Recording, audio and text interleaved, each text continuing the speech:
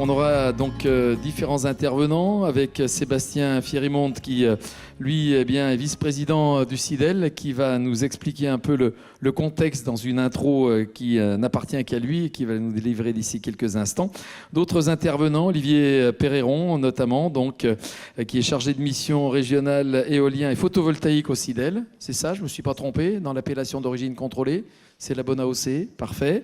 Voilà, on a également Sophie Chamoulot, qui est maire de Saint-Symphorien d'Ancelles, qui, elle, apportera également son témoignage sur un projet important. Donc, on a aussi Benjamin Boutin, responsable ENR à la SEM Celler au CIDEL, donc voilà, qui s'occupe de co-développement. On aura l'occasion d'en reparler. Chloé Quinonero, chargée développement territorial, énergie partagée Bourgogne-Franche-Comté, qui elle aussi fait partie de notre tableau d'invités. David Duclary, la Chambre d'agriculture iconaise. Voilà, Iconais. Hein, voilà, c'est Lyon, c'est ça?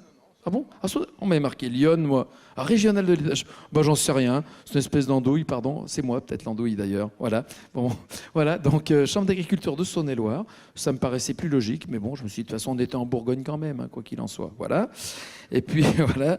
Et donc, Christian Heller, également responsable régional thématique TE, mobilité et territoire à la Banque des territoires, justement, qui nous fait lui aussi l'honneur de sa présence. Et voilà, on va donc délivrer sur cette thématique, évidemment, donc différentes interventions. Mon cher Sébastien Fierimonte, on va rappeler un petit peu le contexte et puis pourquoi cette thématique dans cette 4e et dernière table ronde. Oui, donc dans ce contexte, on peut voir que c'est la transition énergétique, ça nourrit beaucoup de questions. Et puis, c'est plus une option, c'est une nécessité maintenant, qui peut se traduire par beaucoup de choses, mais notamment par 2 chiffres. Le premier chiffre qu'on va retenir, c'est 50% de l'énergie que nous utilisons encore, c'est des énergies fossiles. Et ces énergies fossiles c'est le principal responsable du dérèglement climatique. Le deuxième chiffre qu'on va pouvoir retenir, c'est 100 milliards d'euros. 100 milliards d'euros, c'est la facture de combustibles fossiles importés en France et c'est également le montant de notre déficit commercial. Donc ces 2 chiffres, ils illustrent les 2 enjeux majeurs qu'il faudra relever. C'est se rapprocher d'une souveraineté énergétique qui nous amènera vers une souveraineté économique également si tout se passe bien. Pour faire face à cela, eh bien, l'État a défini des objectifs, notamment la stratégie nationale bas carbone, et puis la loi APER, la loi d'accélération des productions d'énergie renouvelables. Alors ces objectifs, eh bien, ils obligent à réduire nos consommations. On le voit avec le fonds vert et les éclairages publics et toutes les démarches du CIDEL qui ont été entamées. Et puis électrifier les usages grâce à des productions locales et renouvelables.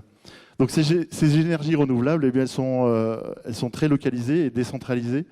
Et il appartient aux collectivités justement de les rendre centrales dans leur développement. Alors quelles sont les questions qu'on va pouvoir se poser autour de cette table et puis de nourrir le débat? Le premier, c'est d'abord quelles sont les retombées pour les collectivités, quels sont leurs rôles également, comment capter la valeur de ces projets, et puis enfin, comment le CIDEL peut-il intervenir face à tous ces défis? On en a déjà vu une bonne partie, mais on va pouvoir compléter tout ça tout au long du débat. Voilà. Parfait, présentation claire, concise, précise. On n'attendait pas moins de vous, cher Sébastien. Merci beaucoup d'avoir campé donc cette thématique.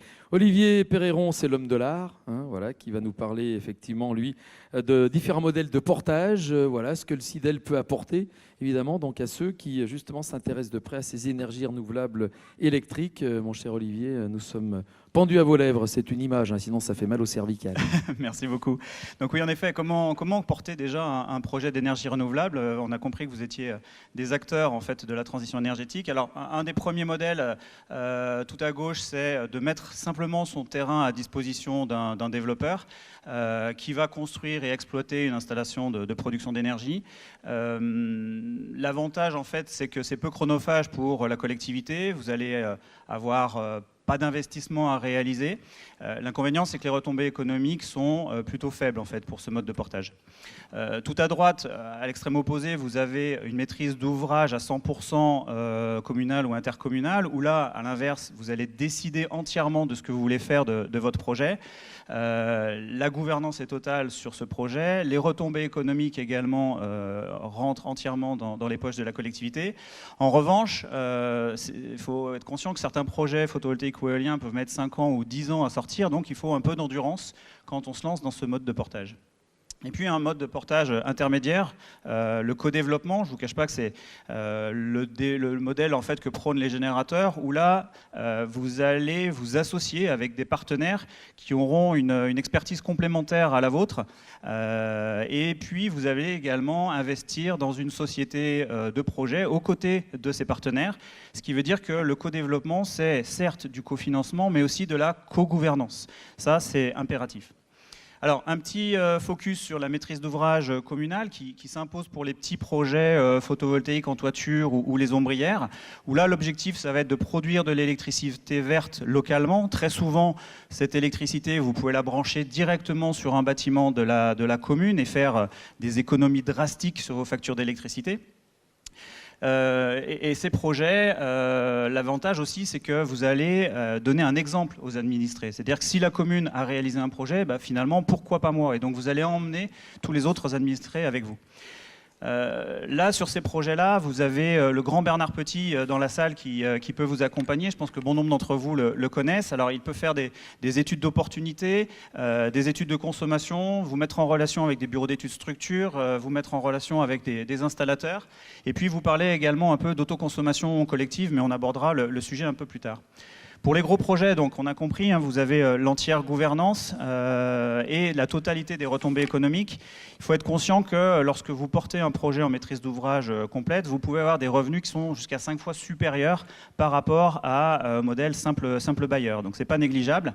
Et par contre, là, moi, je vais être en capacité de vous aider, si vous le souhaitez, à structurer votre projet, à trouver un assistant à maîtrise d'ouvrage ou un maître d'œuvre. L'autre modèle qui est la mise à disposition en fait, du foncier, plutôt destiné en fait, aux gros projets. Donc on a compris que c'était très peu chronophage pour la collectivité. Il y a peu de retombées économiques. Elles résident essentiellement sur la perception de taxes, sur lesquelles les collectivités ont peu de latitude, et sur la perception de redevances issues de la mise à disposition du terrain. Ce qui veut dire que lorsque vous allez signer un bail avec un développeur, surtout ne signez pas sans avoir fait appel à un spécialiste qui va le relire et surtout sans l'avoir négocié. Parce que c'est votre seule source de revenus pendant les 20 ou 30 prochaines ou 40 prochaines années. Donc ça, c'est vraiment impératif et je vous conseille également de mettre en concurrence votre foncier parce que d'une part, réglementairement, c'est un peu conseillé et ensuite, ça va vous permettre de vous poser les bonnes questions sur le projet et de qui vous voulez voir réaliser ce projet. La faiblesse, donc là, moi, je vais être en capacité de vous aider sur la relecture de ce bail, de le négocier éventuellement, de vous mettre en relation avec des tiers investisseurs éventuellement. Et la faiblesse des revenus en fait, qui est attendue via ce modèle de portage, ce n'est pas une fatalité en soi. C'est-à-dire qu'il y a moyen d'y ajouter une petite couche qui est la valorisation locale de l'électricité. Et cette valorisation locale, si vous la souhaitez, il est impératif de l'inscrire en fait, noir sur blanc et de la négocier avant de signer le bail. Et d'ailleurs, Sophie Chamoulot, vous êtes maire de Saint-Symphorien-d'Ancel et vous êtes en train de développer un projet de ce type. Est-ce que vous pouvez nous en dire plus sur votre commune, votre déroulement, en fait, votre cheminement et ce projet ? Oui, bonjour. Donc, Sophie Chamoulot, je suis maire de la commune Saint-Symphorien-d'Ancel, tout en bas de la Saône-et-Loire. Je suis limitrophe avec l'Ain par la Saône et nos champs pour le Rhône. Ma commune est petite, 6,13 km². Avec 74% de parcelles agricoles, qui sont pour la plupart inondables. Donc on est en PPRI, c'est important de le dire, parce que c'est vraiment notre réalité. J'ai 1200 habitants, voilà. Notre consommation à nous, elle correspond à 92 gigawattheures par an. Alors il faut dire qu'on a l'autoroute, donc ça c'est pris dedans. Donc, ce n'est pas vraiment notre consommation. Et au niveau énergie électrique, on est à 6,7. Et nous ne produisons que 0,9 gigawattheure. Donc on a une marge, 1% de notre consommation, on a une marge énorme.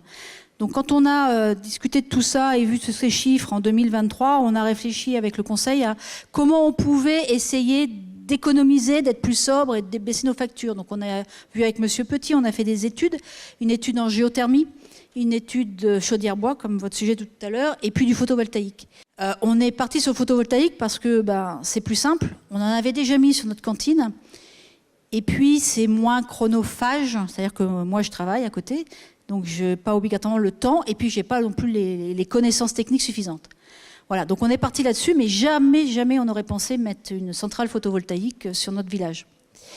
Et puis, en mars 2024, on a commencé par être contacté par la société Langa, qui nous a dit, voilà, on a repéré un petit bout d'une parcelle agricole qui nous semble intéressante. Alors, on s'est regardé avec les adjoints, on a dit, mais qu'est-ce qu'ils nous racontent? Est-ce que vous accepteriez de voir un développeur? On dit, pourquoi pas, on n'a rien à perdre. Et puis en avril, un deuxième, un troisième, un quatrième. Et là, on s'est dit, il y a un truc sur cette parcelle, elle est en zone inondable, il y a quelque chose qui ne va pas.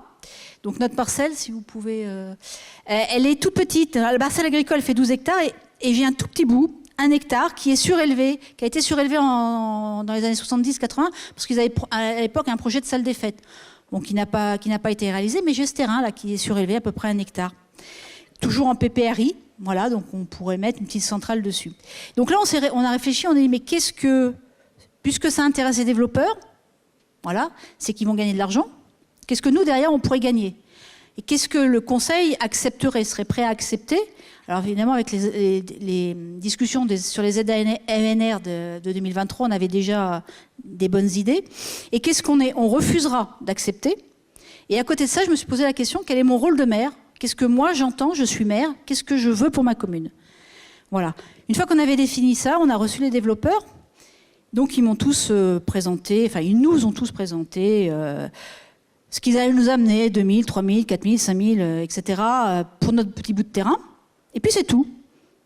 Donc je les ai regardés, je dis mais moi votre argent m'intéresse pas. Alors c'est pas réellement vrai, mais enfin c'est pas ce qui m'intéresse. Moi ce que je veux, c'est que mes habitants, puisque je pense que c'est mon rôle de maire, aient tous possibilité d'accéder à de l'électricité peu chère, avec un prix fixe sur quelques décennies. Parce qu'on était en pleine crise de l'énergie, tout ça montait, ça descendait, etc. Donc ils m'ont tous regardé avec des gros yeux, sauf une société, qui est la société One Megawatt, qui était représentée par monsieur Le Guenec, qui doit être quelque part ici, qui m'a dit, c'était pas prévu au programme, mais ok, j'ai réfléchi. Voilà. Et à partir de là, il a réfléchi, il m'a refait une proposition que j'ai présentée à la fin d'un conseil, en juillet, à mes conseillers, pour voir quelle était leur affinité par rapport à ça. Et ils ont dit, ok, on va plus loin, on discute. Donc on a discuté. Et puis à ce moment-là, j'ai demandé à monsieur Pereyron de venir nous aider, parce que vraiment, c'était pas du tout mon domaine, et qu'il y avait quand même beaucoup de choses sur lesquelles je comprenais pas grand-chose, et mes adjoints non plus. Voilà. Donc merci pour votre aide. Je suis pas sûre que monsieur Le Guenec était content que vous soyez là, mais on a bien négocié. Et puis en janvier, on a mis le projet de convention, on a fait une AMI pour mettre ce projet de convention en comment on appelle ça, en concurrence. Voilà. On n'a pas eu de retour. Donc le Conseil a validé en mars la convention de mise à disposition, parce qu'on avait obtenu ce qu'on voulait, donc un prix fixe pendant plusieurs décennies, un tarif de location. Voilà, donc là, aujourd'hui, on en est là. Le dossier, puisqu'on est en PPRI, est en discussion par la société One Megawatt. Et on va attendre, ils vont déposer l'ADP, on va attendre que l'État, monsieur le préfet et ses services nous ont toujours affirmé qu'ils allaient changer leur paradigme par rapport à ce qu'ils faisaient avant et qu'ils allaient aider les communes à monter des projets. Voilà. Donc j'en suis là, j'attends. Et une fois qu'on aura fait ça, eh bien, on pourra travailler sur un cahier des charges de mise à disposition de cette énergie aux habitants actuels et futurs. Voilà. Donc ce que je voulais dire, c'est qu'il faut vraiment réfléchir il faut recevoir, mais il faut vraiment réfléchir avant à qu'est-ce qu'on est prêt à accepter et qu'est-ce qu'on refuserait. Voilà ce que je pouvais dire aujourd'hui. Merci beaucoup. Voilà, mon cher Olivier, on va continuer. Voilà, c'est bien, on peut effectivement applaudir. Oui, c'est pas interdit, c'est même plutôt bien. Voilà, Olivier, on continue Merci avec les beaucoup, transitions. oui, pour ce retour. Je pense que ça peut donner des idées à d'autres élus qui ont des parcelles également comme vous. Alors, un autre mode de développement, c'est le co-développement. Et comme je le disais tout à l'heure, l'important, en fait, c'est de s'entourer de bons partenaires dans un projet complémentaire. Un de ces partenaires possibles, c'est la SEM Celler. Benjamin Boutin, est-ce que tu peux nous présenter un peu le co-développement et comment est-ce que la SEM et le CIDEL peuvent accompagner les collectivités? Oui. Du coup, effectivement, donc c'est à moi que revient de parler du co-développement. Donc là, on va bien parler du cas que tu introduisais au début, celui où la collectivité va investir au capital d'une société qui porte le développement d'un projet de production d'énergie renouvelable. En réalité, c'est une possibilité qui est assez ancienne. On va fêter ces 10 ans, ça remonte à la loi relative à la transition énergétique pour la croissance verte d'août 2015. Il faut savoir que dans cette société de projet que vous constituez pour développer un projet, il y a plusieurs formes juridiques qui sont possibles pour la constituer. Notre recommandation, nous, c'est clairement de privilégier les sociétés par action simplifiée, les SAS. Pour quoi? Pour, d'une part, la facilité, et tu peux dérouler, il n'y a pas d'obligation en termes de quantité d'actionnaires à une SAS, ni de pourcentage de détention minimale ou maximale pour les collectivités, ce qui n'est pas toujours le cas. Par exemple, dans des SIC ou dans des SEM, il y a des pourcentages soit minimales, soit maximales. Vous pouvez, comme on le voit sur le schéma, associer une diversité d'acteurs de nature assez variée, une ou plusieurs collectivités, à différents échelons d'ailleurs, la SEM, j'y reviendrai, un collectif citoyen, et Chloé y reviendra aussi, une ou plusieurs entreprises industrielles ou agricoles, et un opérateur privé. La deuxième chose, c'est qu'une SAS n'a pas le capital pour la constituer est extrêmement faible. Et corollairement à ce que je viens de dire sur le pourcentage de détention de capital qui peut être assez variable pour la collectivité, l'investissement de la collectivité est en réalité de quelques dizaines à quelques centaines d'euros de capital. Donc tout ça pour dire que c'est un frein pour aucune collectivité d'entrer au capital d'une société de production d'énergie renouvelable. Et c'est là, quand une collectivité lance un projet et va investir dedans, qu'elle doit se poser la question de savoir quels acteurs elle veut voir autour de la table, pour quelles raisons, au regard du contexte local, au regard de ce que peut apporter chacun. La SEM, c'est effectivement, je viens de le dire, l'un des partenaires qui peut s'envisager. Elle a été créée à la fin de l'année 2022 à l'initiative du syndicat d'énergie du département, qu'en est l'actionnaire majoritaire à hauteur de 58%, société d'économie mixte, donc majoritairement publique, mais avec des capitaux aussi privés. Et nos trois autres actionnaires sont la Caisse des dépôts et consignations, le Crédit agricole Centre-Est, notre caisse locale, et GEG ENR. La SEM, elle a pour vocation première d'apporter de l'ingénierie technique et financière aux collectivités. On l'a dit, une fois que vous allez prendre des participations dans une société de droit privé, on sait que c'est quelque chose qui peut faire assez peur à une collectivité qui n'est pas forcément encline à ce genre de montage. Il y a une négociation contractuelle qu'il faut avoir. C'est le but premier de la SEM, de vous accompagner dans ces négociations-là et de vous accompagner. La deuxième chose, le but de la SEM, c'est de co-investir à vos côtés dans les projets. On parle de projets de production d'énergie renouvelable qui coûtent souvent, là, on n'est plus sur des petits projets en toiture, qui coûtent plusieurs centaines, voire plusieurs millions d'euros, très souvent. L'enjeu, c'est de pouvoir faire corps ensemble pour investir davantage dans ces projets et maximiser les retombées locales. Quand vous investissez, et tu peux passer dans un projet, il y a deux choses sur lesquelles vous devez être vigilant en tant que collectivité. La gouvernance d'une part et le partage de la valeur économique d'autre part. Pour illustrer mes propos, le plus simple, c'est de prendre un exemple, en l'occurrence celui du parc éolien qui s'appelle des ailes de la Grosne. Ce projet a été lancé à l'initiative de 3 communes, Matour, Tramail et Saint-Pierre-le-Vieux, au sud du département. À la réflexion, pour revenir un peu sur mon propos, les collectivités, elles ont fait un peu le tour de table et elles ont imaginé différents panels d'acteurs autour du projet. Donc un bloc local, comme je viens de le dire, à 19%. Énergie partagée qui représente les citoyens, un opérateur privé, BayWa en l'occurrence, et la SEM Celler.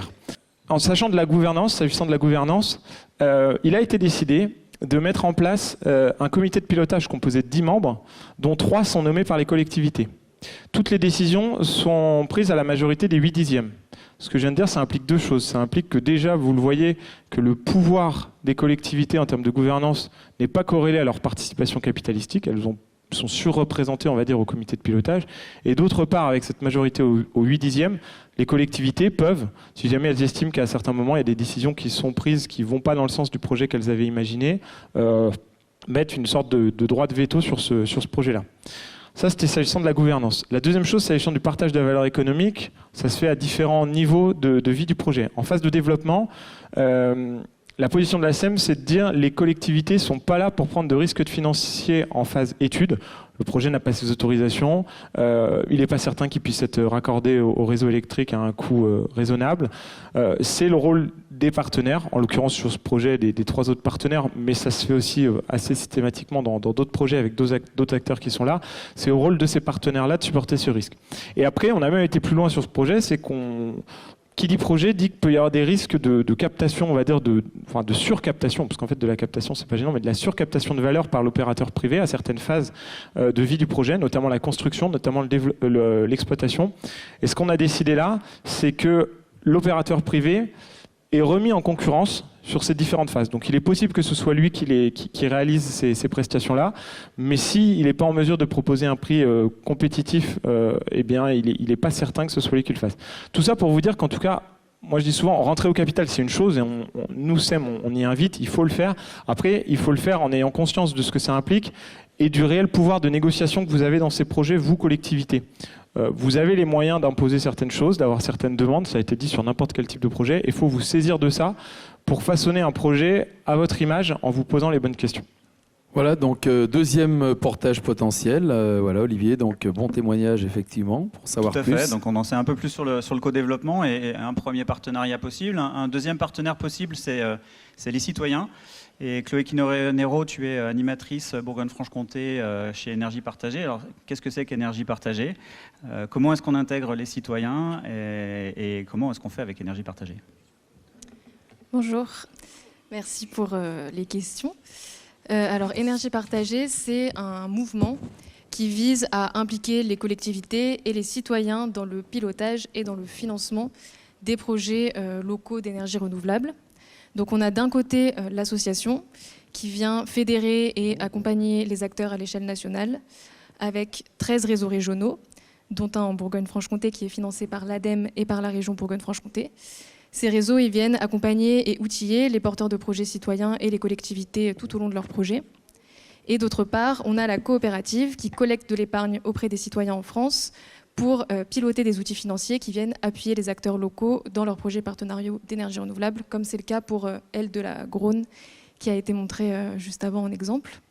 Un autre exemple concret en Saône-et-Loire de projet citoyen, c'est la centrale villageoise Soleil Sud Bourgogne, qui exploite 6 centrales solaires photovoltaïques sur toiture et qui a plusieurs projets en étude, dont un petit parc PV au sol. Donc là, en tout, aujourd'hui, en France, on a à peu près 400 projets qui sont labellisés citoyens. Donc l'énergie citoyenne, qu'est-ce que c'est ? C'est avant tout une communauté locale réunie autour d'un ou plusieurs projets de production d'énergie renouvelable. Donc ce qui la distingue, c'est que l'installation, elle est portée et financée par les citoyens et ou les collectivités et ou les SEM, à minima à hauteur de 40%. C'est l'idée de pouvoir garder justement une minorité de blocage dans la gouvernance du projet et aussi d'avoir des retombées territoriales économiques plus importantes. La société de projet, elle va donc inclure ses citoyens et ses collectivités, vendre l'énergie produite et en tirer des revenus. Ici, il faut faire une différence importante entre l'investissement citoyen et le financement participatif. Donc l'investissement citoyen, il concerne les fonds propres du projet, donc il donne accès à cette fameuse gouvernance. Il permet de participer aux décisions structurantes des projets. Il est rémunéré sous forme de dividendes. Et le financement participatif, lui, il vient financer la dette, donc il n'offre pas d'accès à la gouvernance et il est rémunéré sous forme d'intérêt. Donc, a priori, on a des retombées locales qui sont quand même bien moins importantes. Ça, c'est un point central de notre charte et de notre label que vous voyez à l'écran, qui est reconnu par l'ADEME et par la région et qui vient distinguer les projets citoyens d'énergie renouvelable avec différents critères autour de ces 5 axes, intérêt territorial, dynamique locale écologie, finance éthique et citoyenne et gouvernance partagée. Donc les collectivités, elles peuvent s'impliquer à différents niveaux. On l'a vu tout à l'heure, elles peuvent être investisseurs, mais elles peuvent aussi faciliter ou soutenir ce type de projet. Les avantages, ils sont multiples pour le territoire. Les projets citoyens, ils génèrent jusqu'à 2,5 fois plus de ressources économiques, enfin, plutôt en moyenne 2,5 fois plus de ressources économiques pour le territoire, grâce aux dividendes locaux, mais aussi grâce aux emplois et aux prestations locales qu'ils vont générer. La participation à la gouvernance, elle permet aussi aux acteurs locaux de décider ce qu'ils vont faire des bénéfices du projet. Donc ils peuvent le réinvestir dans d'autres projets d'énergie renouvelable, dans des actions de sobriété énergétique, de rénovation. Au-delà des retombées économiques, les projets ils vont favoriser une meilleure compréhension, une meilleure acceptation des enjeux d'énergie renouvelable par les citoyens. Ils vont permettre de mieux concerter le territoire. Et après, on a des collectivités et des citoyens qui montent en compétences sur ces sujets-là, qui sont capables de porter leurs projets, de diffuser leurs connaissances, de changer leur comportement énergétique. Ils génèrent aussi des nouvelles formes de collaboration en fait, entre collectivités et citoyens autour de ces projets-là qui animent fortement le territoire. Et enfin, ça a été un peu dit en introduction, mais ils permettent aussi de rediriger l'épargne vers le secteur des énergies durables et pas fossiles. Donc l'intérêt d'associer énergie partagée dans un projet, au niveau du réseau régional, comme son nom l'indique, le réseau il va pouvoir vous apporter des contacts, mais aussi des formations, des ressources, un appui tout au long du projet, avec un processus de labellisation qui vient donner un cadre pour le projet, pour pouvoir le discuter entre partenaires autour de ces chartes. Ensuite, la coopérative énergie partagée investissement. Eux, ils vont venir plus soutenir les acteurs locaux dans la gouvernance des projets, donc avec une équipe qui est compétente pour travailler avec des acteurs qui ont des cultures assez différentes. Et ils peuvent intervenir dès la phase à risque de développement, donc en amenant les capitaux manquants dans cette phase-là, ou plus tard selon les besoins du projet. Et ils peuvent ensuite aussi s'effacer au profit d'un collectif citoyen qui aurait émergé sur le territoire, plus tard en phase de construction-exploitation. Ils ont une vision plus de long terme qu'un développeur privé d'énergie renouvelable. Concrètement, je suis un citoyen, j'ai envie d'investir, je fais comment alors? Je frappe à la porte, son départ, comment ça se passe? Il y a plusieurs possibilités selon les projets. Donc soit vous avez la chance d'habiter dans un territoire où il existe déjà un collectif citoyen. Donc là, vous pouvez tout simplement les contacter et prendre des parts sociales dans le collectif. Soit, s'il n'y en a pas encore, vous pouvez monter un collectif citoyen. Dans ce cas, il faut se rapprocher de moi pour voir comment lancer la dynamique et se rapprocher aussi des communes alentours. C'est toujours bien de les associer.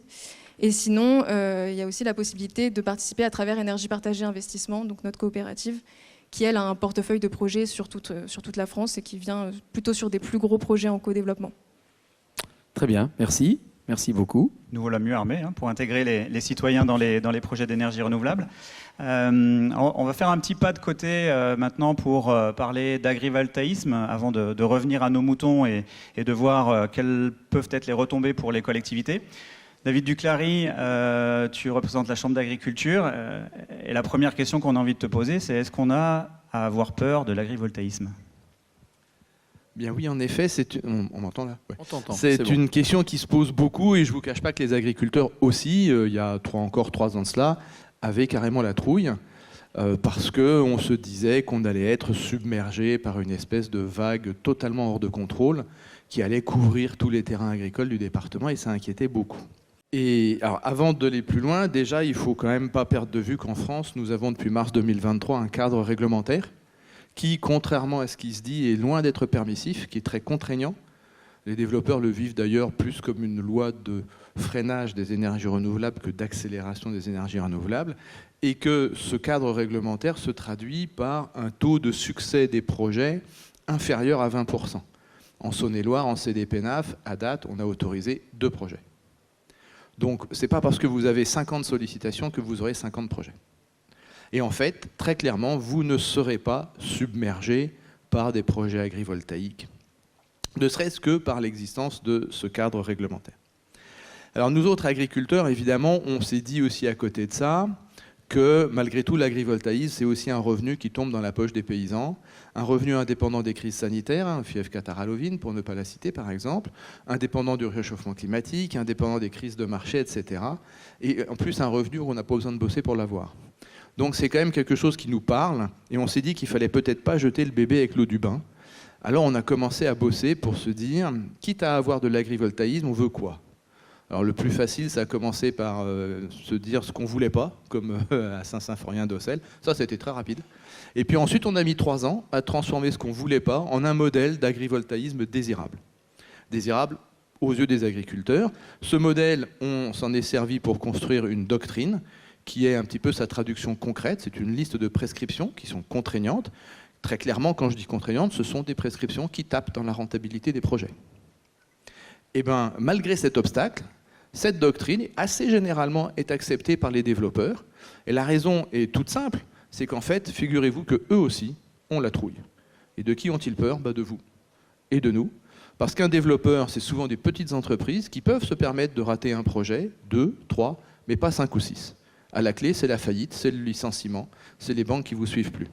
Donc finalement, ils préfèrent renoncer à un petit peu de rentabilité pour s'assurer que le projet aboutira.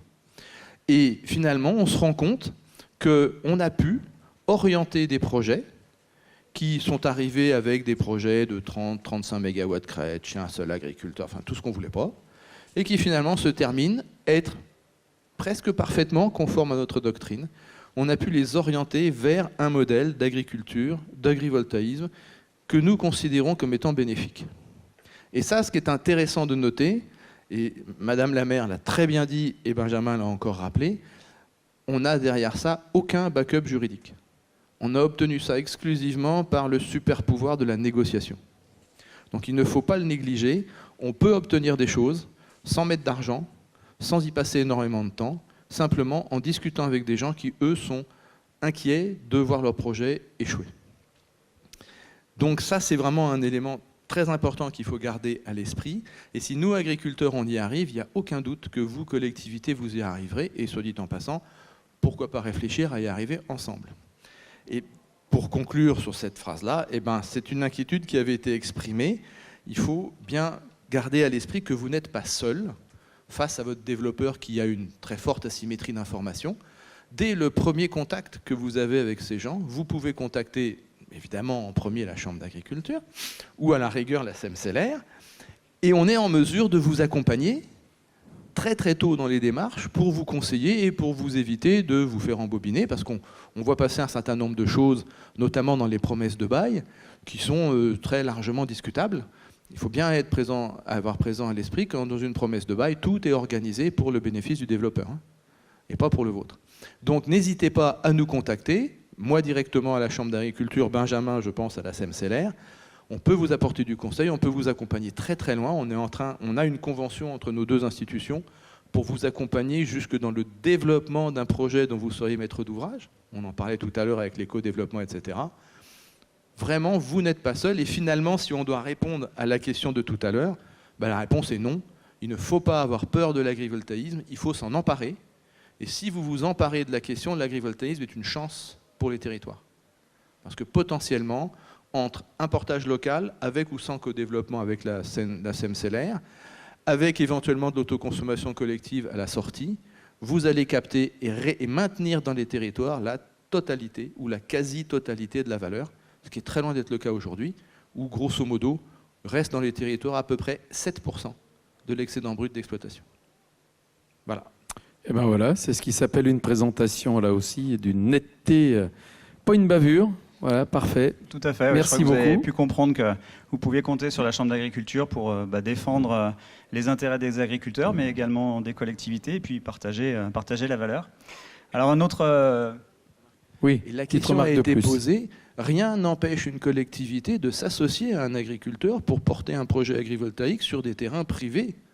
C'est parfaitement autorisé et c'est quelque chose qui mérite, je pense, d'être réfléchi. Vous êtes entre acteurs du territoire. Et il ne faut pas que le fait que vous ayez dans une collectivité peut-être pas beaucoup de foncier en propriété soit bloquant pour porter ce type de projet. C'est intéressant de l'entendre. Donc vous êtes légitime, même si vous n'êtes pas propriétaire de foncier, vous êtes légitime pour porter et participer à un projet d'énergie renouvelable. Un autre partenaire maintenant, et pas des moindres, puisque on va parler de sous et de financement. Voilà, hein, c'est ça. absolument. Donc Christian Heller, donc tu représentes la Banque des Territoires, et pas seulement de financement, du coup, parce que tu vas nous présenter également les accompagnements que propose la Banque des Territoires. Merci. Donc juste rapidement, parce que Banque des Territoires, c'est Benjamin l'a dit, c'est Caisse des dépôts. Hein, derrière, c'est qu'une seule entité. La Banque des Territoires, c'est une marque et en même temps aussi une direction de la Caisse des dépôts. Donc ça reste la Caisse des dépôts, l'entité.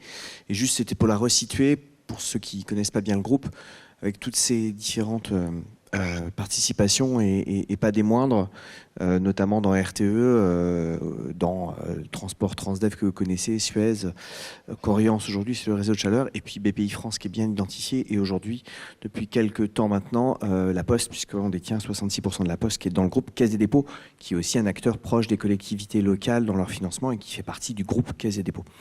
Voilà, c'était pour vous rappeler et vous resituer. Donc c'est vrai que, tu l'as dit Olivier, c'est du financement mais pas que. Donc je voulais vraiment insister sur l'offre, sur toute la chaîne de valeur en amont, qui est le conseil. Quand on dit conseiller, il y a différentes choses. Premièrement, on est en contact avec les écosystèmes institutionnels, mais pas que, sur l'énergie, l'ADEME, les préfectures, les projets aussi de façon plus générale. Donc ça, c'est important parce qu'on a cette vision au niveau régional des écosystèmes. On a parfois du cofinancement d'études un peu stratégiques. Donc on finance en général 50%, plus ou moins, des études stratégiques, par exemple sur l'énergie. Donc ça permet aussi aux collectivités, pas forcément sur un projet en tant que tel, mais plutôt sur une vision d'ensemble de les accompagner. On l'a fait par exemple avec le conseil départemental du Jura pour les aider à définir leur stratégie. Ils vont certainement faire des choses sur le photovoltaïque. On a l'appui possible aussi de certains partenariats qu'on a au niveau national. On l'a avec Terre d'énergie développement, par exemple, qui a accompagné Pays de Montbéliard agglomération, ou ici le groupement de coopération sanitaire du Chalonnais sur une réflexion sur du photovoltaïque. Donc on sait aussi mobiliser ça. Je pense que c'est pas forcément identifié, mais il y a Rural Consult qui était avant Mairie Conseil, qui peut vous apporter des réponses juridiques, des points très précis, réglementaires, que toutes les communes de moins de 5000 habitants peuvent appeler gratuitement pour avoir des renseignements et poser leurs questions. Ça, c'est important, notamment sur les aspects réglementaires des projets d'énergie. Et puis on a mis en place, il n'y a pas longtemps, un livre blanc sur l'accompagnement aussi au développement des projets ENR dans les territoires. Donc ça, c'est toute la partie conseil en amont. Et même nous, au niveau régional, de pouvoir, très facilement, on peut aussi nous contacter. On a régulièrement des contacts avec les collectivités pour orienter peut-être aussi sur les bons acteurs. Là où vous êtes présents, mais si toutefois voilà, on devait relayer, on fait aussi le relais vers les acteurs identifiés. Le financement, donc je ne parle pas de subvention, ça, je attire toujours l'attention, c'est qu'on n'a pas de subvention, contrairement, parce qu'on travaille sur nos fonds propres. On peut prêter aux collectivités locales, quand elles sont en maîtrise d'ouvrage directe, sur un certain nombre de projets. On l'a parlé tout à l'heure des rénovations d'écoles, mais souvent il y a aussi des projets d'énergie renouvelable qui sont corrélés, ou ça peut être des projets directement d'énergie renouvelable. Et puis on a investi, cette fois-ci avec notre casquette d'investisseur, sur nos fonds propres. Alors, on a des partenariats nationaux. Aujourd'hui, on en a 22 en énergie renouvelable avec plein de développeurs différents, des plateformes qui permettent d'intervenir et de massifier. C'est à peu près 15% de la puissance ENR dans le portefeuille Banque des Territoires en France. Soit à travers les SEM. Ici, on a celle de Saône-et-Loire dont on est actionnaire, celle aussi de Côte d'Or. Donc ça nous permet d'intermédier, d'apporter des fonds avec la SEM qui permet de travailler avec tout ce qui a été montré jusque-là. Et puis parfois aussi, on fait des partenariats avec les SEM en direct. On l'a fait avec, par exemple, la SEM de Côte d'Or, avec le département de Côte d'Or. On a créé une société qui s'appelle Côte d'Or Solaire pour solariser les bâtiments et les collèges principalement du département de Côte d'Or. Donc la SEM, la Banque des Territoires et le département. Donc on peut aussi être aux côtés de nos propres SEM dans des structurations. Et puis je termine sur le financement, c'est aussi, je fais le lien parce qu'on accompagne les projets de décarbonation de vos territoires et des industriels, et parfois ça peut être corrélé à de l'énergie renouvelable, où aujourd'hui ils ont un besoin d'énergie électrique là où ils étaient à du gaz ou autre chose, et donc ils peuvent être consommateurs par exemple sur un projet qui, comme vous l'avez cité, produit en local, et eux vont être consommateurs en local, et nous on accompagne aussi cette décarbonation. La petite brique opérée, c'est aussi être présent, comme on l'est en gouvernance, comme l'a dit tout à l'heure Benjamin, dans les structures. Donc on a notre poids aussi comme institutionnel d'intérêt général à vos côtés, collectivités, pour peser dans la gouvernance des projets, même si elles ne sont pas par exemple avec les SEM, elles peuvent être avec un développeur. Et on est là aussi pour avoir l'intérêt général à vos côtés. Et puis, dernier point, et j'en terminerai par là, qui n'est pas forcément toujours bien connue, la sécurisation, notamment à travers les consignations, puisqu'on est caisse des dépôts et consignations, notamment sur tout ce qui est classement ICPE, mais aussi aujourd'hui avec la garantie financière qui doit être déposée quand il y a un appel d'offres à la Commission de régulation de l'énergie, mais surtout aussi les sujets maintenant, on parlait d'agrivoltaïsme, avec la possibilité pour les DREAL et les DDT d'ordonner une consignation, parfois de démantèlement, une consignation dans le cadre du projet dans le dépôt de permis. Et à ce moment-là, la Caisse des dépôts sécurise ses fonds.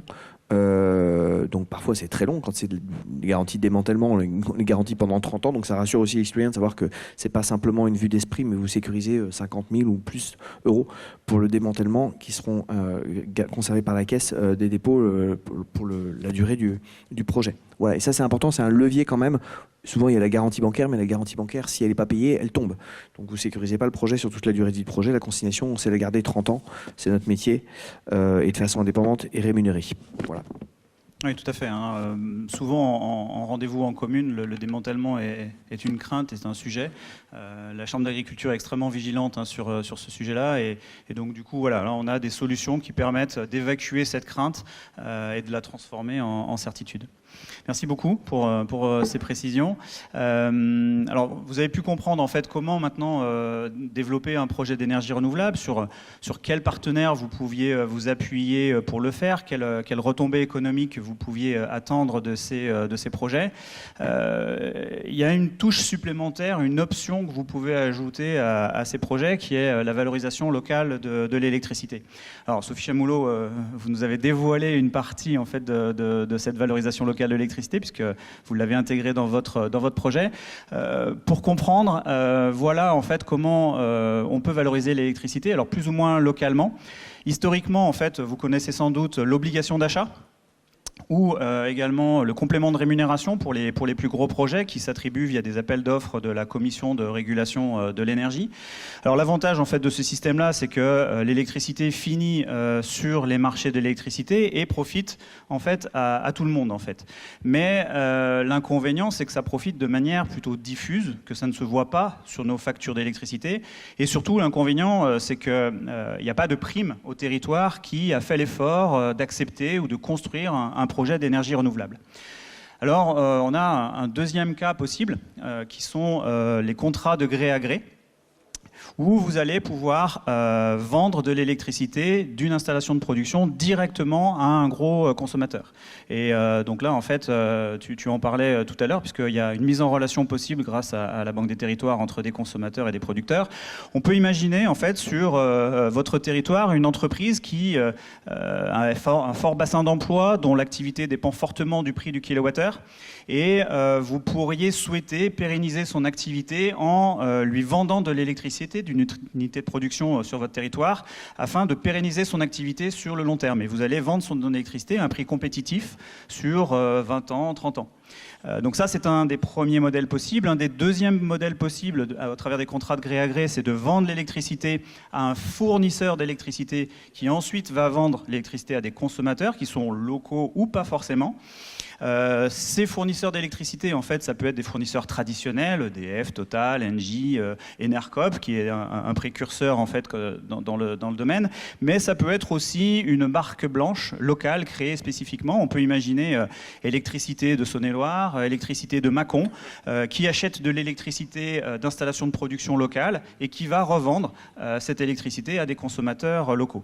On a nos voisins dans le Rhône, au niveau de la communauté de communes Saône-Beaujolais, qui le fait au travers de la société Bowatt, donc un fournisseur d'électricité locale. Et puis une troisième façon de valoriser l'électricité localement, cette fois-ci complètement locale, puisque la réglementation impose un partage de l'électricité dans un rayon de 2 km, éventuellement 10 ou 20 sous dérogation, c'est l'autoconsommation collective. Alors il y a un premier système en fait qui est très simple avec l'autoconsommation collective, c'est l'autoconsommation collective patrimoniale. Prenons l'exemple en fait d'une commune qui va mettre une installation de 100 kW crête sur sa salle des sports. L'électricité sera consommée directement par la salle des sports, mais va générer beaucoup de surplus puisque cette installation est assez puissante. Plutôt que de vendre ce surplus à EDF obligation d'achat, vous allez pouvoir décider de l'affecter ce surplus à d'autres bâtiments de la même entité juridique, donc de la commune. peut dire la mairie, la salle des fêtes, l'école, la cantine. Et vous allez également générer des économies sur les factures d'électricité de cette cantine, de cette mairie et de cette école. Donc ça, c'est un moyen très simple de faire de l'autoconsommation collective. Bernard Petit, dans ses études sur vos projets photovoltaïques, l'intègre directement, cette notion, et c'est assez simple à mettre en place. Mais il y a un deuxième modèle, un peu plus compliqué certes, mais Sébastien, je crois que tu as pas mal bossé sur ce sujet-là. Est-ce que tu peux nous expliquer ce modèle et surtout comment le CIDEL peut accompagner les collectivités sur ces opérations ? Oui, alors c'est vrai que ça avance beaucoup dans le domaine. On voit apparaître plein de choses, hein, plein de services. Vous l'avez rêvé, le CIDEL l'a fait, on va dire. Je pense que je viens de la trouver, celle-là. C'était juste comme ça. Mais l'autoconsommation collective, c'est un système c'est un dispositif qui est réglementé et qui permet à plusieurs acteurs, qu'ils soient privés ou publics, de partager localement l'énergie. On l'a développé tout à l'heure. Hein. Mais du coup, il y a certaines contraintes. Et pour lever ces contraintes, il fallait des solutions et il fallait les proposer par le biais du CIDEL, puisque c'est un peu le moteur, hein, avec la SEM-CELER. Et il faut également qu'ils soient raccordés au réseau de distribution d'énergie. Et puis situés dans un périmètre, tu l'as dit, des 2, 10, 20, suivant des parcours un peu particuliers. Pour que ce partage fonctionne, il faut cette PMO.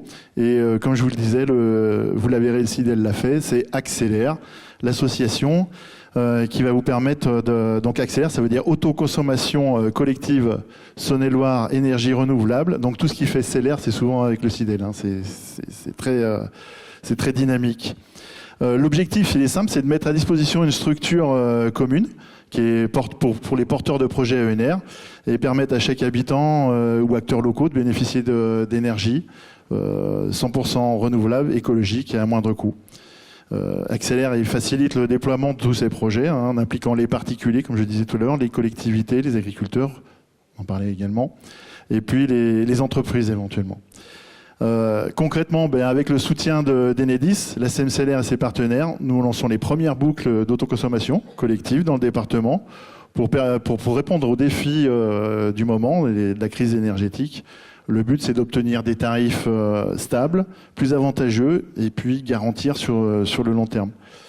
Alors Accélère va répondre à plusieurs critères, on fait plusieurs offres sous forme d'options qui permettra d'être utilisées. Suivant la première qui est importante, c'était de répondre à la réglementation, c'est-à-dire la partie statutaire, structure juridique. Et je crois que c'est le premier passage.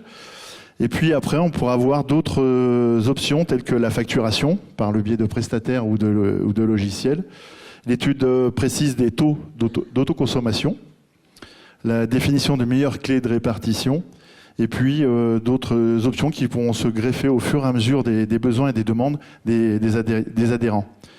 Alors aujourd'hui, on parle encore d'une dynamique qui s'accélère. On reprend le terme encore de cette association, puisqu'on voit de plus en plus de projets. Il y a 10 fois plus de projets qu'il y a 10 ans. Et c'est accentué, on l'a dit, par l'agrivoltaïsme, je vais y arriver, parce que photovoltaïque. Et puis c'est soutenu par le CIDEL et la Chambre d'agriculture, quand on en a parlé là. Donc c'est très intéressant dans tous ces domaines. C'est d'une énergie incroyable qui est amenée par le CIDEL pour répondre au territoire. Ben voilà, on va arriver bientôt au terme de cette table ronde. On va vous laisser la possibilité de poser quelques questions. Peut-être la conclusion quand même avant les questions. On reste avec Sébastien. Oui, alors en conclusion, on peut dire que les collectivités ont tout intérêt à s'engager dans les ENR, pas que les collectivités, hein, les particuliers également. Le CIDEL est là. Le CIDEL est là avec des outils adaptés pour capter cette valeur des énergies, simplifier les démarches dans tous les domaines, fédérer les acteurs, sécuriser les financements. Donc on peut dire, oui, effectivement, c'est un facilitateur, un partenaire de proximité, et puis un accélérateur des transitions énergétiques pour le territoire. Donc ça, c'est important pour le CIDEL, c'est toute cette démarche qui continue avec les élus, bien sûr, et c'est toujours important de le rappeler. Parfait.